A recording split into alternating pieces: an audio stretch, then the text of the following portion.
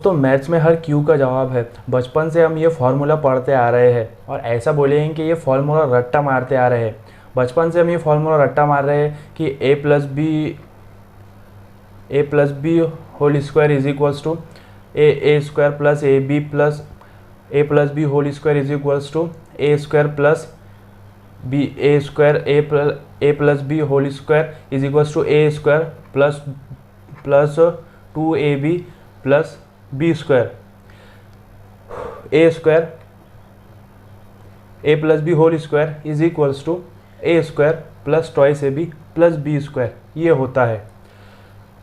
तो आज हम ये देखेंगे कि ये होता है तो ये क्यों होता है और कैसे होता है। तो आज के वीडियो में हम ये देखने वाले हैं कि a plus b whole square is equals to a square plus twice a b plus b square ये कैसे होता है और कहाँ से आता है। मेरा नाम है एराज और आप देख रहे हैं आपका अपने यूट्यूब चैनल एक्सप्लोरिंग मैथ। तो चलिए देखते हैं। तो हमें क्या निकालना है, ए प्लस बी का स्क्वायर निकालना है। ए प्लस बी का स्क्वायर निकालना है, स्क्वायर निकालना है मतलब स्क्वायर लगेगा हमें यहाँ। तो स्क्वायर बना के समझते हैं इसे। तो यहाँ स्क्वायर बना लिया हमने और हम जानते हैं कि स्क्वायर की सब साइड एक जैसी रहती है और उसका एरिया होता है साइड स्क्वायर। अब यहाँ देखो ये ए प्लस बी स्क्वायर को दो टुकड़ों में तोड़ रखा है हमने, ए और बी। तो यहाँ स्क्वायर को भी हम दो टुकड़ों में तोड़ेंगे, ये ए और दूसरे पार्ट को नाम दे देंगे बी। अब एक सवाल यहाँ पर, सर इसका जवाब भी दे दो कि यहाँ आपने छोटे बड़े टुकड़े क्यों लिए। तो मैंने स्टार्टिंग में ही कहा था मैथ्स में हर क्यू का जवाब है। तो यहाँ पर ए और बी दो अलग अलग वेरिएबल है, दो अलग अलग नंबर्स है, मतलब इनकी वैल्यूज़ अलग अलग है। अगर इनकी वैल्यूज़ सेम रहती तो ए और बी नहीं होता, फिर या तो ए होता या फिर सिर्फ बी होता। इसका मतलब क्या है, एक छोटा होगा एक बड़ा होगा, इसीलिए एक छोटा लिया हमने यहाँ पर और एक बड़ा। आगे बढ़ते हैं। अब इसके सामने वाली लाइन को भी दो टुकड़ों में बांट लेते हैं।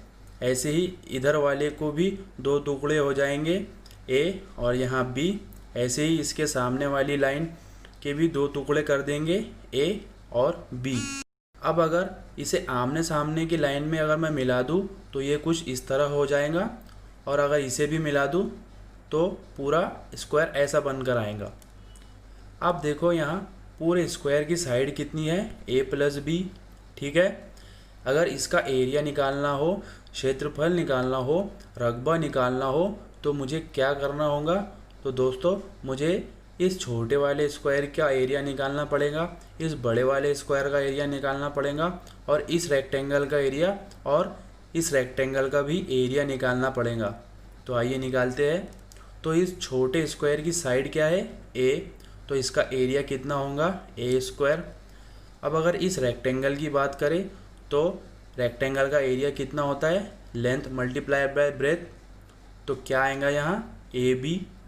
और ऐसे ही इस रेक्टेंगल का एरिया भी कितना निकल कर आएगा, ए बी।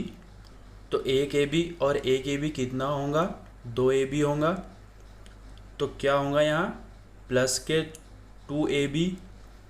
अब क्या निकालना होगा, इस बड़े वाले का एरिया निकालना होगा। तो इसकी साइड क्या है, b, तो प्लस के बी स्क्वायर।